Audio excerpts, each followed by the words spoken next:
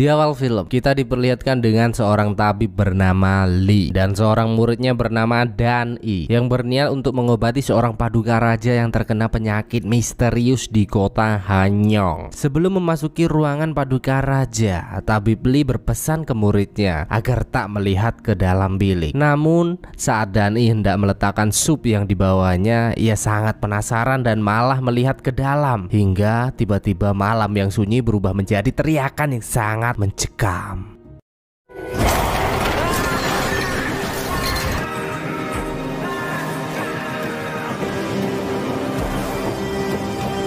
Keesokan harinya terlihat selebaran kertas yang memberitakan bahwa paduka raja telah meninggal dunia. Komandan militer bernama Chow yang melihat hal itu merasa sangat tak terima karena padahal paduka raja masih hidup. Ia pun memerintahkan semua prajuritnya untuk menangkap semua orang yang terlibat dalam hal ini. Tak butuh waktu lama dengan prajurit-prajuritnya, Chow pun menyatroni seluruh desa. Bahkan siswa-siswi Tadika Mesra pun dianggap bersalah karena telah berani menulis berita tersebut, sehingga di hari itu berubah menjadi hari penyiksaan yang sangat mengerikan.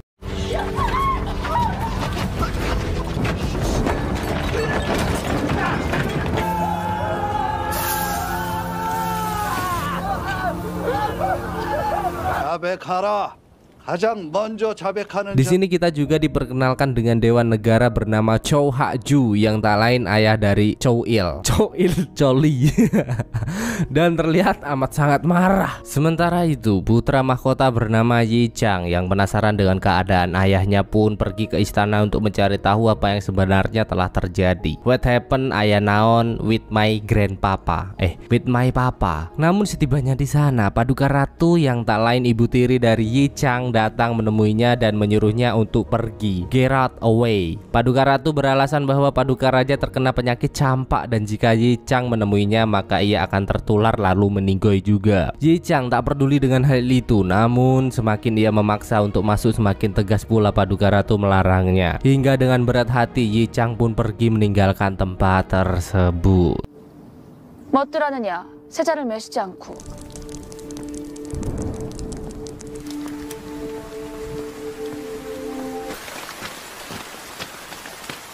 Dengan penolakan itu, Yi Chang memanggil pengawal pribadinya bernama Mo Yong untuk mengambil jurnal atau catatan tentang riwayat penyakit yang diderita oleh ayahnya. Awalnya Mo Yong tak berani melakukan hal itu, namun jika Mo Yong tak bersedia melakukannya, maka Yi Chang yang tak segan-segan akan memecatnya. Sembari menunggu Mo Yong kembali, Yi Chang yang penasaran diam-diam menyelinap memasuki istana. Namun setibanya di sana ia sangatlah syok melihat sebuah bayangan monster dari balik bambu dengan bau yang sangat busuk.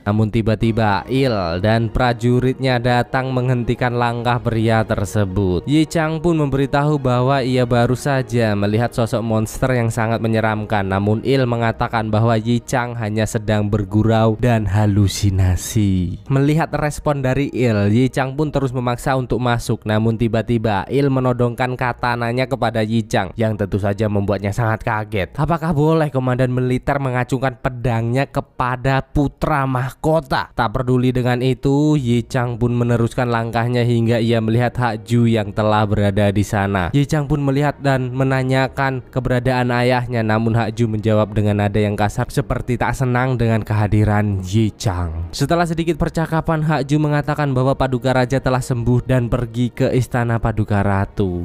Dan tak lupa Hak-ju menyuruhnya untuk segera pergi dari sana. Dan tak berselang lama terlihat Mo Yong yang datang dengan terengah-engah membawa surat jurnal pengobatan paduka raja. Yi Chang pun segera memeriksa jurnal itu untuk mencari kepastian penyakit apa yang diderita oleh my papa. Namun anehnya di sana tak tertulis sedikit pun keadaan terakhir dari keadaan paduka, yang padahal menurut peraturan istana setiap perkembangan harus ditulis di jurnal pengobatan. Apa yang terjadi dengan ayahku di istananya sendiri?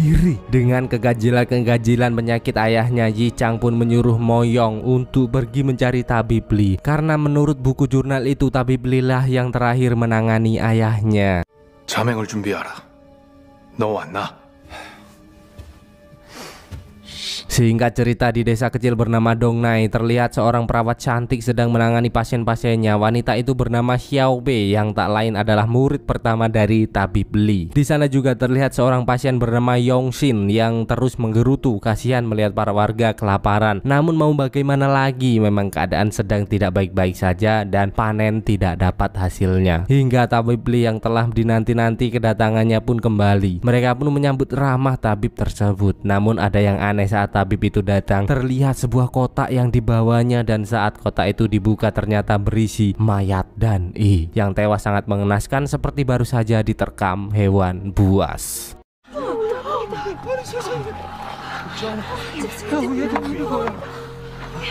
Melihat hal itu, Xiao Bei pun menghampiri tabib Li dan menanyakan apa yang telah terjadi. What happened anya naon di kota Hanyang hingga Dan I pulang dalam keadaan seperti itu. Namun sayangnya tabib Li tak memberikan penjelasan apapun. Bersamaan dengan itu terlihat para anggota dewan sedang mengadakan rapat yang membicarakan Yi Chang telah dianggap sebagai pengkhianat kerajaan karena telah menandatangani surat yang menyatakan bahwa Paduka Raja telah meninggoy. Di sana Hak Ju sangat ngotot ingin mengadili Yi Chang. Entah apa maksud dari semua ini, namun Hak Ju terlihat sangat tak menyukai Yi Chang. Bahkan saat ada anggota dewan yang memproteskan hal itu, Hak Ju membantahnya dengan begitu tegas. 더 잘 보이게 해드릴까? 이제는 보이시오. 이 나라의 하늘을 안에 빠뜨려 망국의 길로 이끈다 적혀 있어. 이리 것인가? 또 전란 때처럼 닭상에 앉아. 이제 그만하시지요. Di sisi lain, Yi Chang yang ditemani Mo Yong mulai mencari informasi keberadaan tabib Li dan menemui seseorang yang sempat membantunya. Pria itu mengatakan bahwa tabib Li telah kembali ke Dongnai bersama muridnya yang tewas dengan luka yang mengerikan. Namun ia tak mengetahui pasti apa penyebabnya. Saat Mo Yong mengajak Yi Chang kembali ke istana, Yi Chang mengatakan berniat pergi ke Dongnai untuk menemui tabib Li. Mo Yong yang mendengar hal itu pun sedikit heran, bagaimana mungkin mereka dapat menempuh perjalanan sejauh itu hanya berdua saja. Yi Chang pun memberitahu bahwa ia telah menandatangani surat yang menyatakan bahwa Paduka Raja telah meninggal dan hal itu membuatnya menjadi buronan kerajaan sekarang. Mo Yong pun heran mengapa putra mahkota melakukan hal itu dan sebagai pengawal pribadi yang setia, Mo Yong pun bersedia untuk menemaninya pergi ke Dongnai.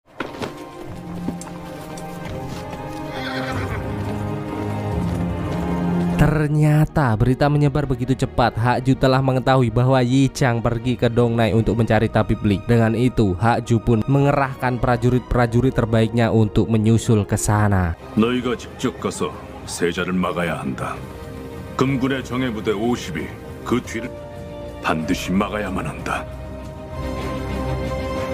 Kembali ke Dongnai, setelah Xiao Bei selesai mencari ramuan, ia melihat para warga yang sedang asik makan bersama. Ia pun sangat heran, daging dari mana yang mereka makan. Xiao Bei pun pergi ke dapur dan menemui Yo Qing untuk menanyakan asal daging tersebut. Yo Xin beralasan bahwa tak tega melihat para warga kelaparan dan pergi berburu rusa untuk memenuhi gizi mereka. Namun saat Xiao Bei memeriksa kuali itu, tak disangka ia menemukan potongan jari manusia yang artinya what the fuck man? Apakah iya itu daging dari mayat Dan I kok dimakan? Kanibal jadi kalian ya.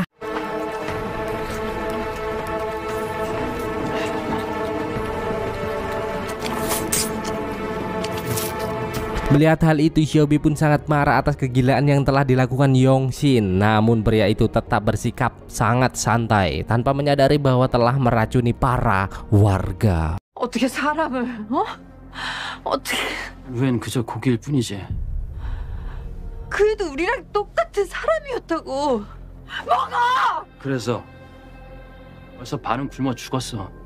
그게 무슨 소리야? Benar saja, di malam harinya mereka semua mulai mengalami gejala-gejala aneh. Xiao Bei yang melihat hal itu jelas sangat ketakutan. Bahkan para warga kini sangat buas, tak dapat dikendalikan lagi dan hampir menyerangnya.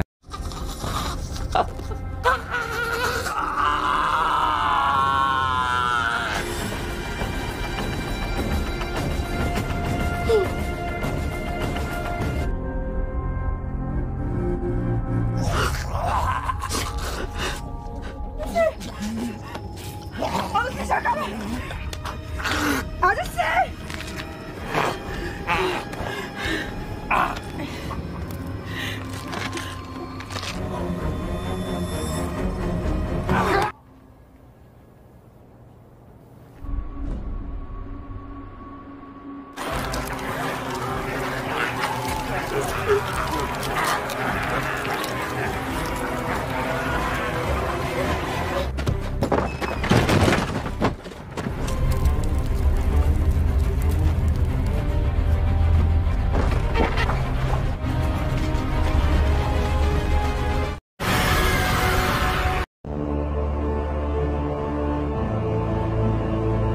Singkat cerita, setibanya di pondok tabib Li, Yi Chang dan Mo Yong merasa ada yang aneh melihat tempat ini sangat begitu sepi. Setelah mereka berhasil masuk, mereka sangat syok. Bambu-bambu runcing yang berlumuran saus tomat di mana-mana. Hingga saat menelusuri tempat itu, Yi Chang tak sengaja terjatuh dan melihat banyak sekali mayat yang diikat menjadi satu dan diletakkan di kolong lantai.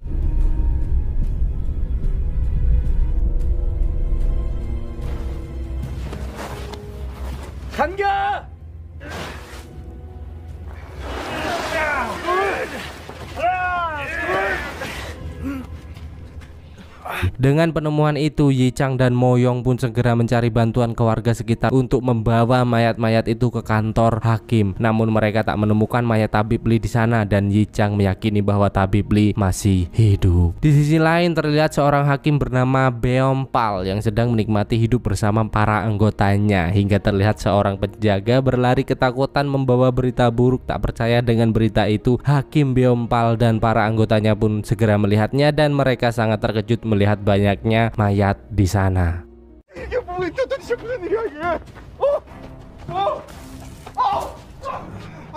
Beom Pal pun menyuruh para anggotanya untuk segera mencari dalang dari semua ini, dan salah satu seorang prajurit mencurigai Yongshin karena akhir-akhir ini ia melihat Yongshin mengumpulkan bambu di seluruh penjuru Dongnai. Dan Yi Chang yang belum menemukan tabib Li pun fokus pada misinya mengajak Mo Yong untuk melanjutkan pencarian. Bersamaan dengan itu pula, kini beberapa petinggi kerajaan mulai curiga dengan Hak Ju. Mereka merasa bahwa Hak Ju seperti ingin mencelakai putra mahkota dan ingin menguasai kerajaan. Dan kebetulan di tengah-tengah obrolan mereka, seseorang kepala dayang datang memberitahu bahwa telah ditemukan seekor mayat di istana Paduka Raja, dan hal itu memperkuat bahwa Hak Ju menyembunyikan sesuatu.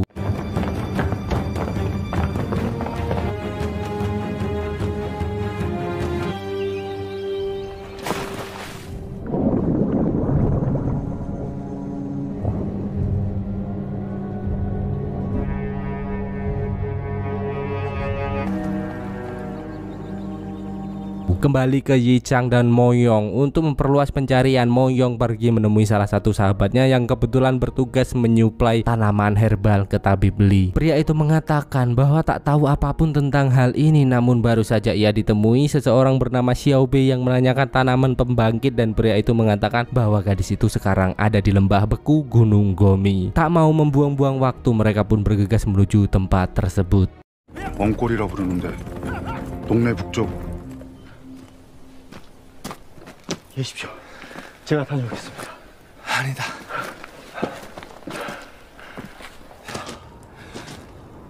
이곳은 벌써 한경.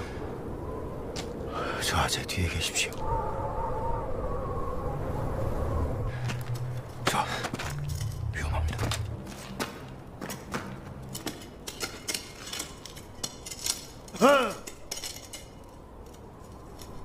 지우론 서업이라는 의녀냐? Sesampainya di sana, Yi Chang pun segera menanyakan keberadaan tabib Li ke wanita tersebut, dan Xiao Bei memberitahu bahwa tabib Li tak berhasil selamat. Xiao Bei juga mengatakan bahwa semua ini terjadi akibat dari tanaman pembangkit. Yi Chang yang kurang paham dengan perkataan Xiao Bei pun memberitahu bahwa mayat-mayat yang ditemukan telah dibawa ke kantor hakim untuk penyelidikan. Namun anehnya, Xiao Bei yang mendengar hal itu malah semakin ketakutan. Di sisi lain, Yongshin yang kembali ke pondok tabib Li sangat kaget melihat semua mayat telah dibawa ke kantor hakim. Dengan itu, ia pun bergegas ke sana dan mengingatkan bahwa ini bukanlah mayat sembarangan dan akan hidup kembali. Mendengar hal itu, Yongshin pun dianggap gila dan Hakim Beom Pal menyuruh para prajuritnya untuk menangkap pria tersebut. Tak mau lebih banyak korban berjatuhan, Yongshin pun melawan sembari membakar mayat-mayat di sana. Namun sialnya, jumlah prajurit yang terlalu banyak membuatnya sangat kewalahan.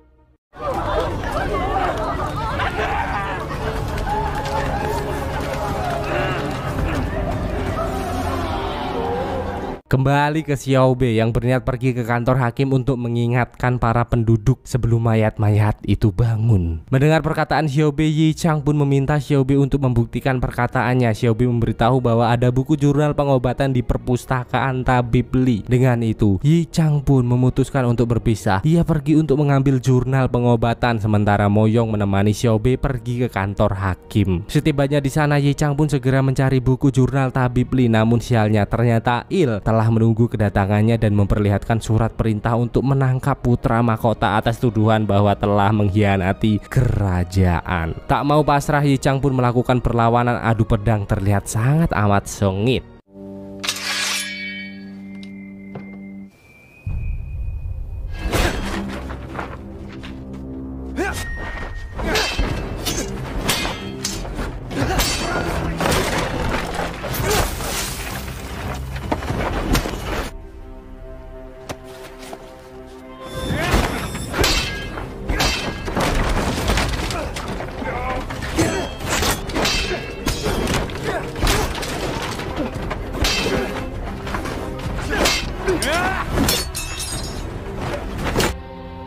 장을 세자로 떠나지 말지 그랬어.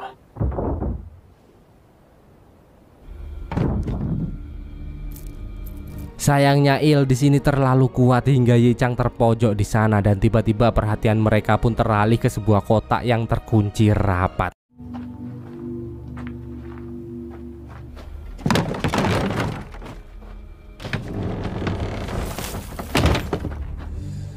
Di sisi lain, Mo Yong dan Xiao Bei yang telah tiba di kantor hakim pun berusaha menjelaskan bahwa perkataan Yongxin benar, itu bukan mayat biasa dan akan kembali hidup saat matahari terbenam. Namun lagi-lagi, perkataan Xiao Bei dianggap nyeleneh dan Hakim Beompal menyuruh prajuritnya untuk menahan mereka.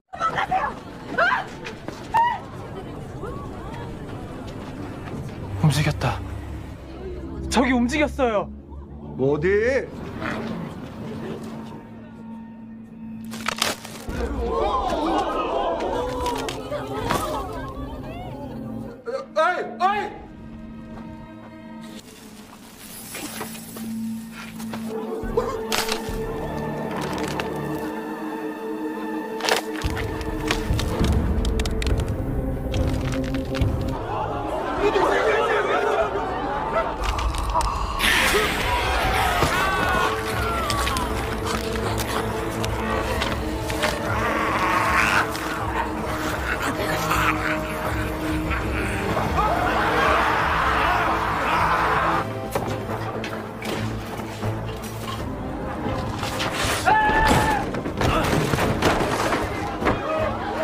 Sedikit kilas balik sebelum semua ini terjadi, ternyata sebenarnya Paduka Raja telah meninggal. Namun menurut peraturan kerajaan, agar anak yang dikandung Paduka Ratu dapat menjadi putra mahkota yang sah, Paduka Raja harus menyaksikan kelahiran bayinya. Maka dari itu Haju menyuruh tabib Li untuk kembali menghidupkan Paduka Raja dengan cara apapun, hingga mereka menggunakan tanaman pembangkit dan akhirnya menjadi seperti ini.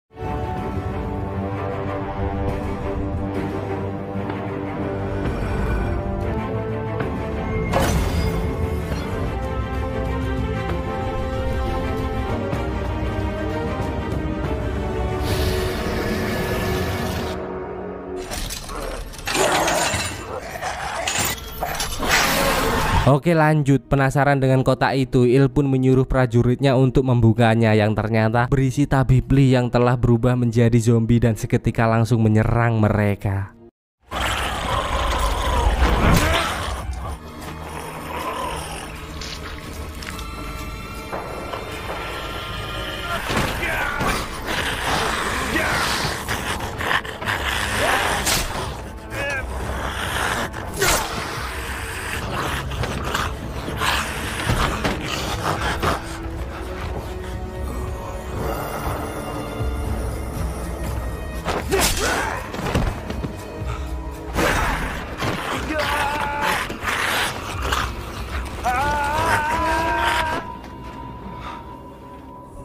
Untung saja saat Il berubah menjadi zombie dan mulai menyerang, Ye Chang berhasil menebas kepala Il dan segera pergi meninggalkan tempat tersebut.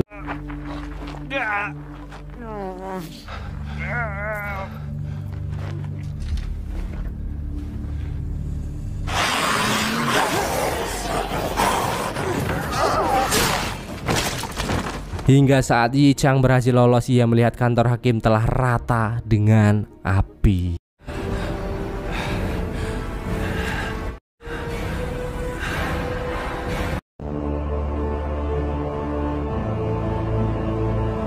Terlihat Beompal dan beberapa penjaganya yang bersembunyi di bawah lantai. Namun sial, warga yang telah berubah menjadi zombie mengetahui keberadaan mereka. Mereka pun sangat ketakutan dengan zombie-zombie yang terus menyerang hingga Beompal lari ke ruang tahanan untuk menyelamatkan diri. Tak sengaja ia dan satu prajuritnya berhasil masuk ke ruangan tahanan Shiobe. Namun sialnya saat mengunci pintu itu prajurit Beompal malah tergigit yang tentu saja membuatnya semakin ketakutan.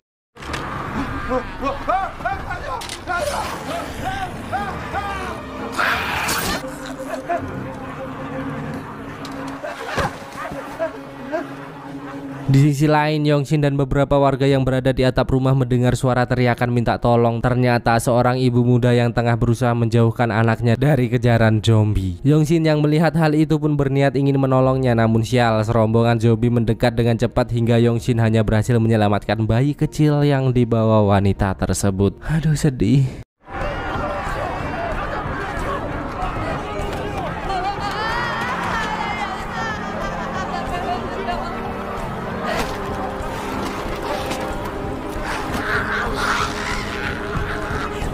Tak hanya itu, di luar sana ternyata keadaan lebih parah. Bahkan para warga yang berusaha menyelamatkan diri membuat zombie keluar dari kantor hakim dan menyebar ke desa-desa sekitar.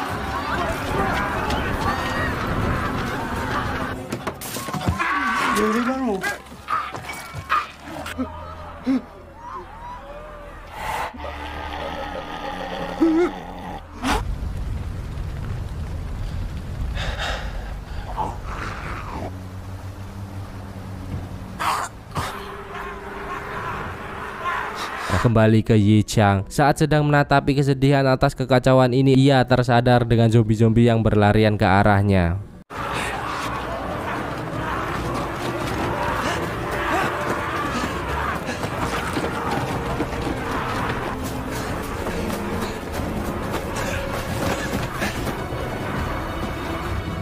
Yichang pun berlari secepat mungkin, namun zombie-zombie itu terus mengejar hingga dari kejauhan terlihat seorang penunggang kuda yang ternyata si Moyong datang untuk menyelamatkan putra mahkota tersebut. Setelah berhasil melumpuhkan zombie-zombie dan berniat membawa Yichang ke bara agar mendapat perlindungan, sialnya kuda yang ia tunggangi tergigit sehingga mereka harus melanjutkan pelarian dengan berngesot-ngesot.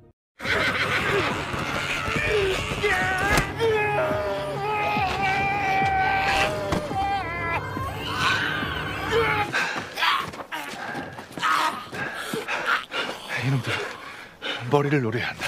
군용으로 가시옵니다.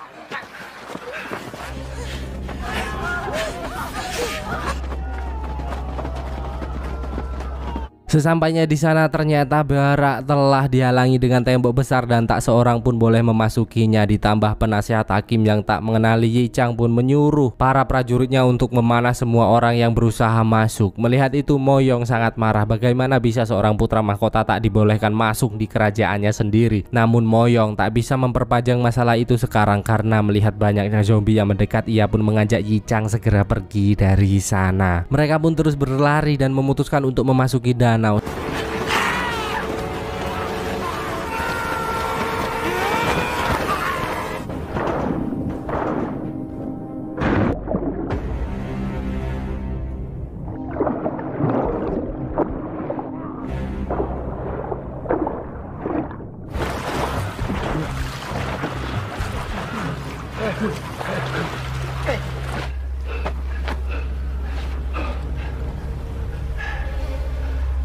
Sementara itu terlihat Hakju dan Paduka Ratu yang sedang memberi makan Baginda Raja sembari memastikan bahwa Paduka Raja masih hidup sampai bayi yang dikandungnya lahir. Hingga saat matahari terbit, zombie-zombie mulai ketakutan dan pergi ke persembunyiannya mereka masing-masing.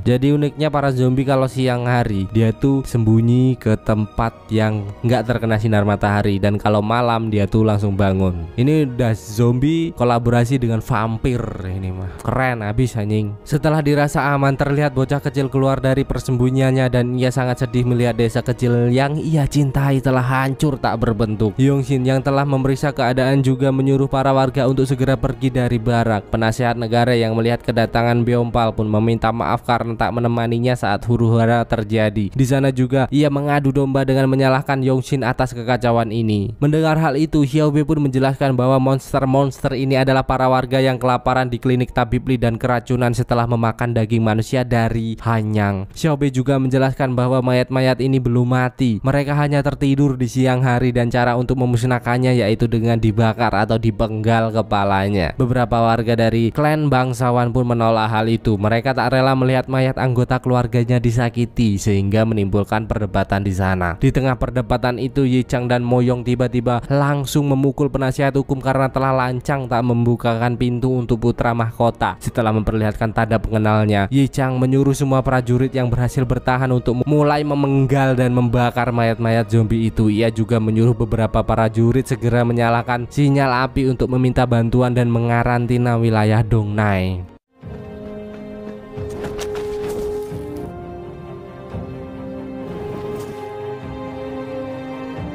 Di sisi lain, terlihat perbincangan ketua pelajar dan salah satu menteri yang sedang membicarakan kecurigaannya bahwa Haju sedang menyembunyikan sesuatu. Tak hanya itu, ketua pelajar juga akan mengajak pahlawan perang bernama Ahyeon untuk ikut dalam misi ini. Salah satu prajurit yang mendengar pembicaraan mereka pun pergi melaporkannya kepada Haju. Prajurit itu sangat khawatir jika Ahyeon benar-benar bertindak dan berpihak ke putra mahkota, maka semua prajurit dan warga akan mengikutinya. Namun dengan santuinya Haju menjawab bahwa Heon tak akan bisa melawan dirinya. Sementara itu terlihat penasehat hakim yang datang menemui Beompal dan memberitahu bahwa kapal-kapal mereka telah hancur dan hanya tersisa satu kapal yang dapat mereka gunakan. Bersamaan dengan itu juga terlihat Xiaobe menjelaskan tentang jurnal pengobatan itu kepada Yichang. Dengan itu ia pun sadar bahwa Paduka Raja telah meninggal. Tak berselang lama, Moyong datang menemuinya dan mengungkapkan kekhawatirannya tentang kematian Komandan Il. Jika Haju tahu putranya telah mati, pasti akan sangat marah. Namun Yichang tak memperdulikan hal itu dan akan menyelesaikan kekacauan ini. Ia juga menyampaikan rencananya untuk pergi ke Sangju menemui Hyun meminta bantuan. Dan kini ternyata Beompal dan para anggotanya diam-diam pergi meninggalkan Dongnai. Terlihat para warga yang sangat ketakutan melihat pemimpinnya pergi meninggalkan mereka begitu saja. Ulah siapa lagi kalau bukan ulah penasehat hakim. Si penjilat egois selalu memikirkan dirinya sendiri. Bayangkan jika sebuah negara diisi dengan 3 orang seperti ini saja, pasti sudah hancur.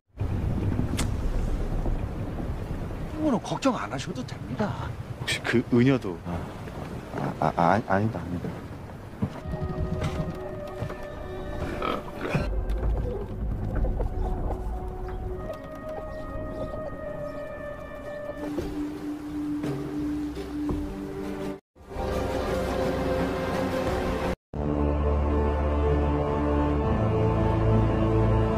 Hingga saat Yichang dan Moyong datang, Yongshin memberitahu bahwa kepala hukum dan para anggotanya telah meninggalkan mereka, dan lebih parahnya lagi tak ada kapal lain untuk mereka gunakan. Mendengar hal itu, Yichang pun menyuruhnya untuk mencari tempat persembunyian sebelum zombie-zombie itu kembali hidup. Dan Xiaobe pun mengarahkan agar mereka pergi ke tempat Tabib Li karena di sanalah tempat yang paling aman untuk saat ini. Berbondong-bondong mereka pun pergi menuju pondok Tabib Li. Namun di tengah perjalanan semua sangat ketakutan saat melihat mayat-mayat zombie bergeletakan di mana-mana. Melihat hal itu dan menyadari matahari sudah hampir terbenam, Yichang pun menyuruh semua warga untuk bergegas pergi. Dan Yichang tak mau meninggalkan seorang pun di sana. 밀어라!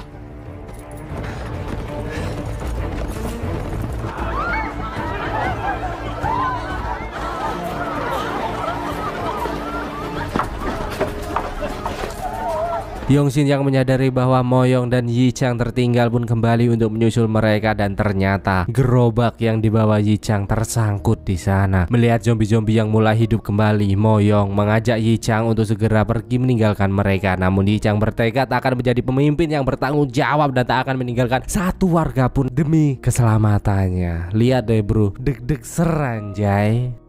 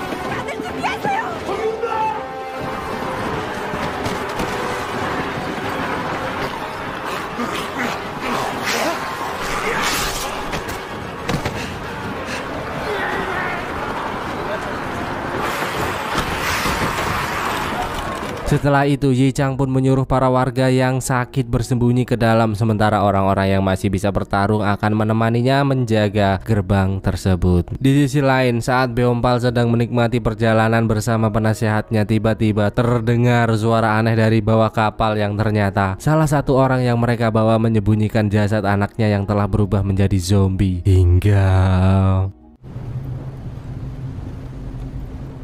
거기 보고 있어?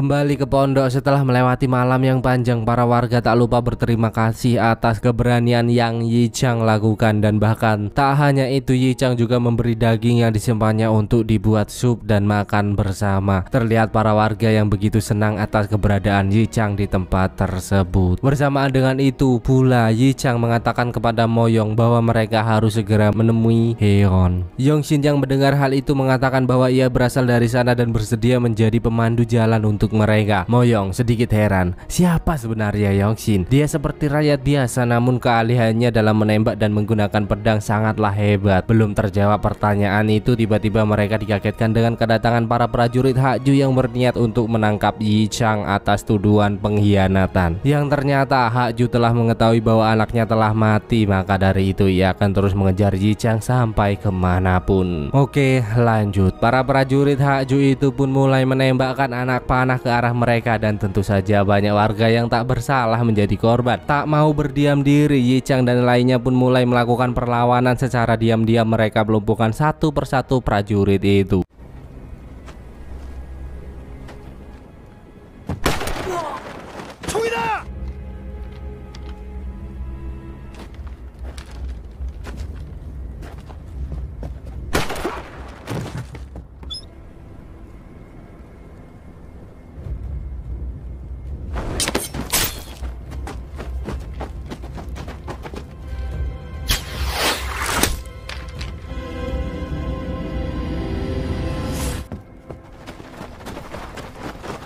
당했습니다.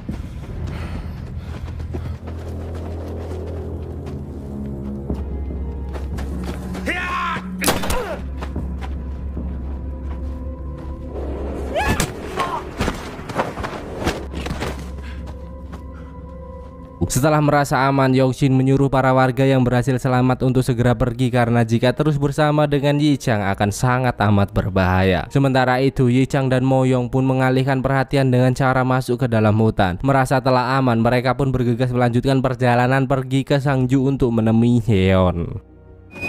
저쪽이다.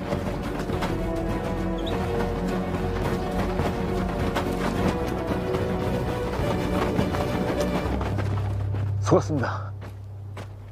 이 기사가 우리 신호를 알고 다른 쪽으로 유인했어.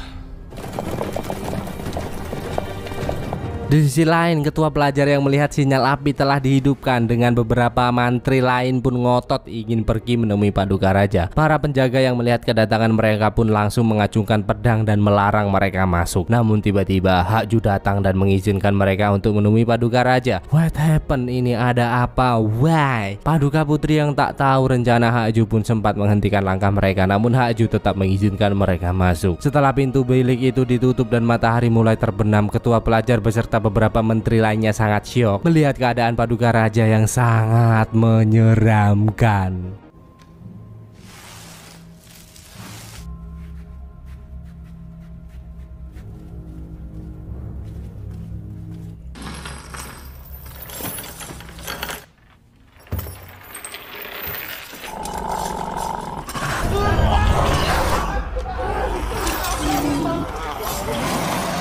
잘 보시오. Dan ternyata Hakju mengizinkan mereka masuk untuk menjebak ketua pelajar karena telah menandatangani surat pernyataan bahwa Paduka Raja telah meninggal. Ya, walaupun dengan wujud seperti ini, namun nyatanya Paduka Raja masih hidup, dan hal itu membuat Hakju dapat memberi hukuman kepada ketua pelajar karena telah dianggap berkhianat. Setelah mereka pergi, Hakju pun menemui Paduka Putri dan memperlihatkan kepala Il padanya. Ia juga memberitahu bahwa akan membunuh Yi Chang dan orang-orang yang menghalanginya tanpa ampun. Dan di sini saya baru tahu bahwa Hakju adalah ayah dari Paduka Putri. Walah, pantesan cowok. 아들을 낳거라. 그것이 네가 해야 할 일이야.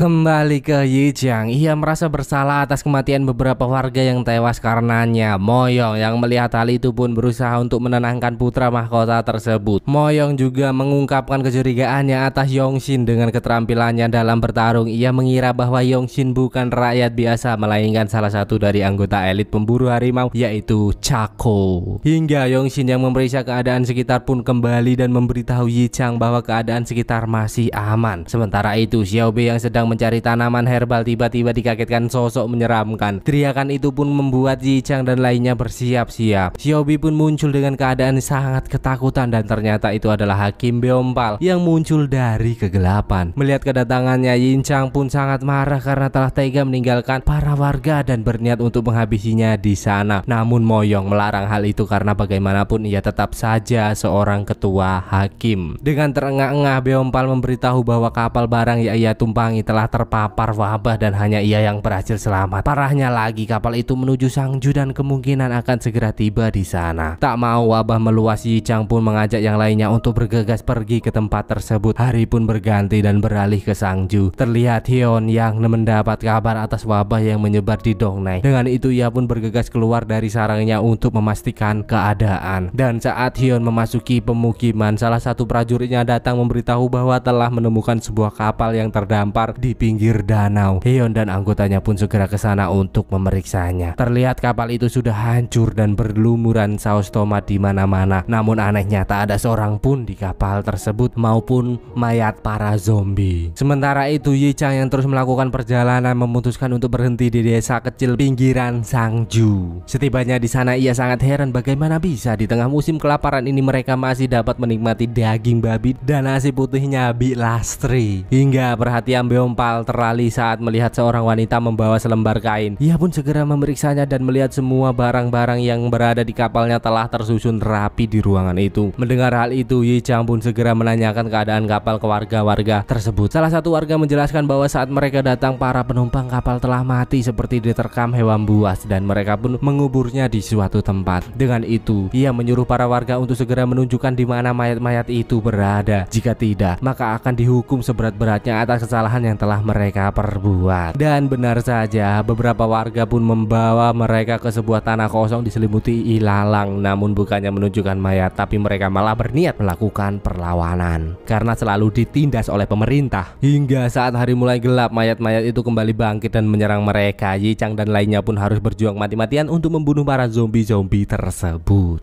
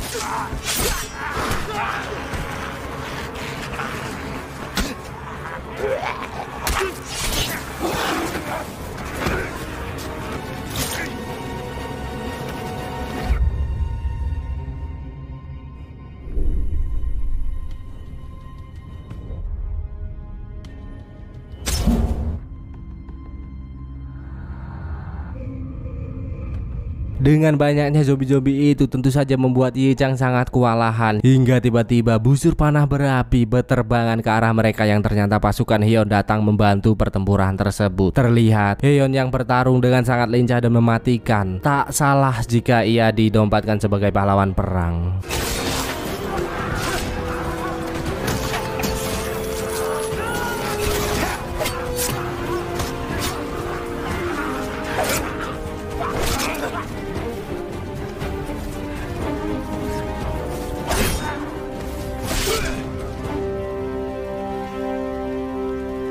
Dan setelah berhasil membantai para zombie itu, Heon sangat kaget karena ternyata yang dibantunya adalah Ye Chang, si putra mahkota. Heon pun langsung teringat dengan masa lalunya yang ternyata sempat merawat Ye Chang. Tak lupa Heon juga menyuruh para prajuritnya untuk hormat ke putra mahkota sang pewaris tahta. Ngelihat adegan ini gue merinding bangke.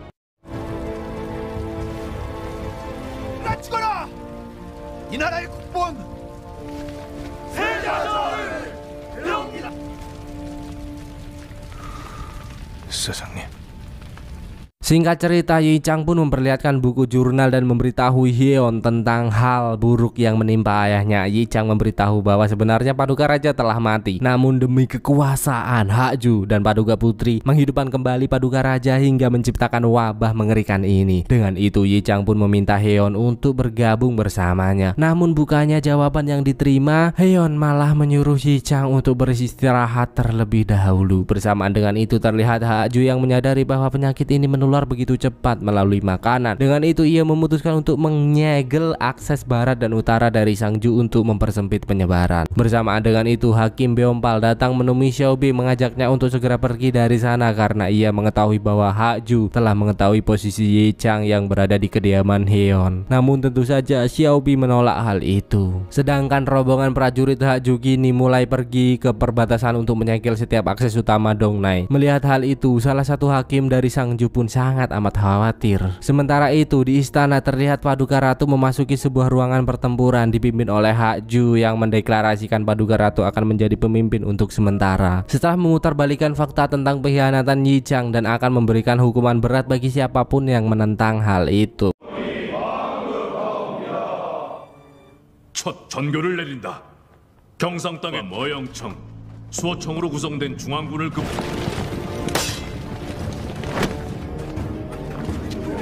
자도와 우도를 봉쇄한다.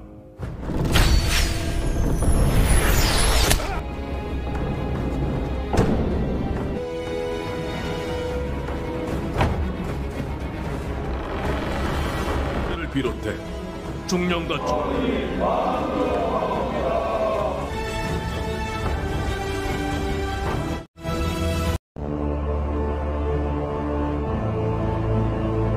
Nggak cerita, Hakim Sang-ju yang menyadari bahwa ini persangkutan dengan Yi Chang pun pergi menemui Heon untuk menunjukkan keberadaannya. Dengan santunya Heon pun mengajak mereka untuk menemui Yi Chang. Sementara itu saat Yi Chang dan Moyong sedang asik mengelap pedangnya, tiba-tiba mereka dikagetkan suara di luar yang ternyata kepala prajurit telah datang untuk membawa kembali Hanyang. Bersama dengan itu Heon pun datang menentang hal tersebut. Bagaimana bisa prajurit kerajaan menangkap putra mahkota hanya karena tersahut oleh ketamakan kekuasaan dan kerakusan Hakju. Heon pun mengeluarkan anggotanya dan untuk membunuh para prajurit yang berniat jahat kepada Yi Chang untuk membuktikan keseriusannya dalam melindungi putra mahkota. Seketika Yi Chang pun teringat dengan perkataan dari Heon saat itu dan masalah pun kembali muncul. Salah seorang penjaga datang melaporkan bahwa para warga dari segala penjuru berkumpul di gerbang untuk mencari tempat berlindung.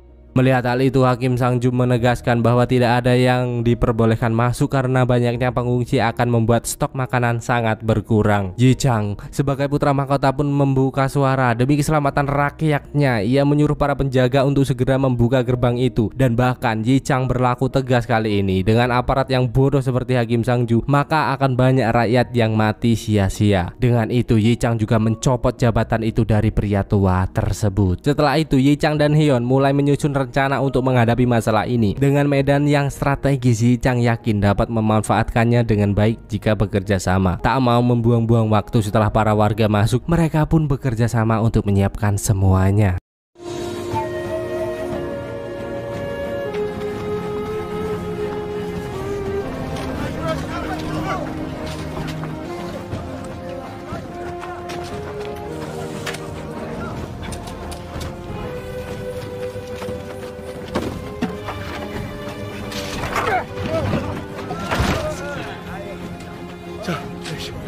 살펴보고 오겠습니다.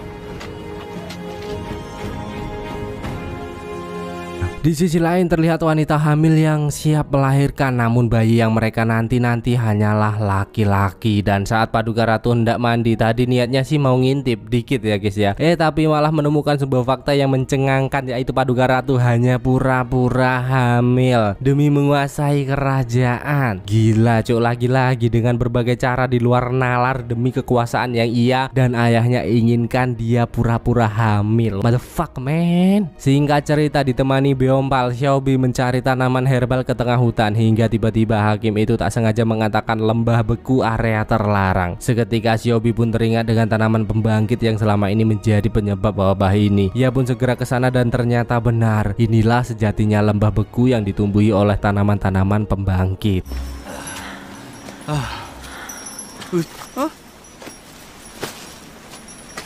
소비야.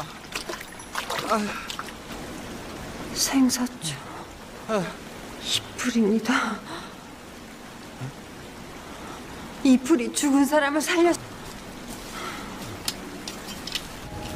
저것은 무엇이냐?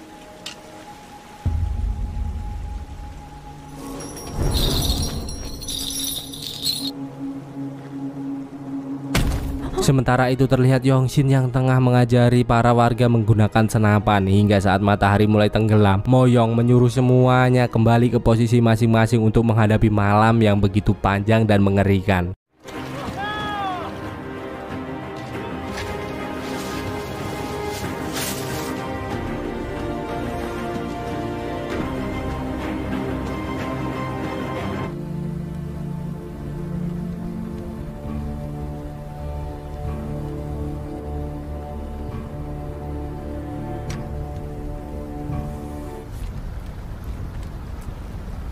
조금만 더 버티면 곧 해가 뜰 것입니다. Dan setelah hampir semalaman berjaga, mereka tak mendapati satu zombie pun yang datang ke arah mereka. Hingga tiba-tiba terlihat seekor kuda mendekat. Ternyata kuda dari prajurit yang bertugas mengawasi keadaan sekitar telah kembali. Semua nampak kaget saat mengetahui bahwa prajurit pengawas tidak selamat. Dengan itu, Yi Chang menyadari bahwa mereka telah dekat dan Heon pun segera menghidupkan sinyal api untuk menandakan tanda bahaya. Saat matahari terbit, mereka semua nampak lega telah berhasil melewati malam yang menegangkan. Namun tiba-tiba burung-burung berterbangan dan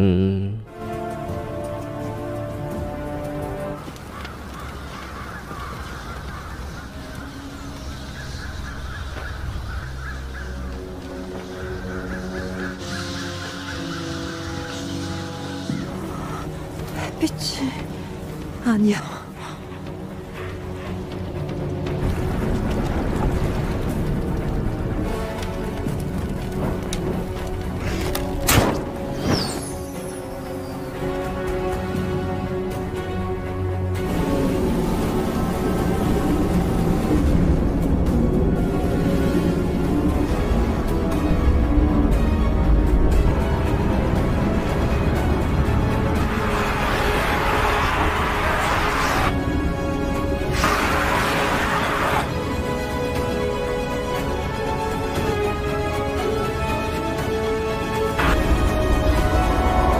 Selesai sudah season 1 yang disajikan penuh teka-teki, endingnya gantung pol cuk, tapi tenang, santuy, kalem, stay humble. Kita berjuang sama-sama untuk menyelesaikan film ini. Anjay, nobar kita ya nonton bareng. Nggak bisa banyak penutupan ya guys ya, lawang filmnya belum selesai kok banyak penutupan. Jadi ya sampai jumpa di season selanjutnya and see you. Muah, 10.000 like kita lanjut. Ayo cepet like-nya, like 10.000 like ya. Kita lanjut. Bye bye, I love you.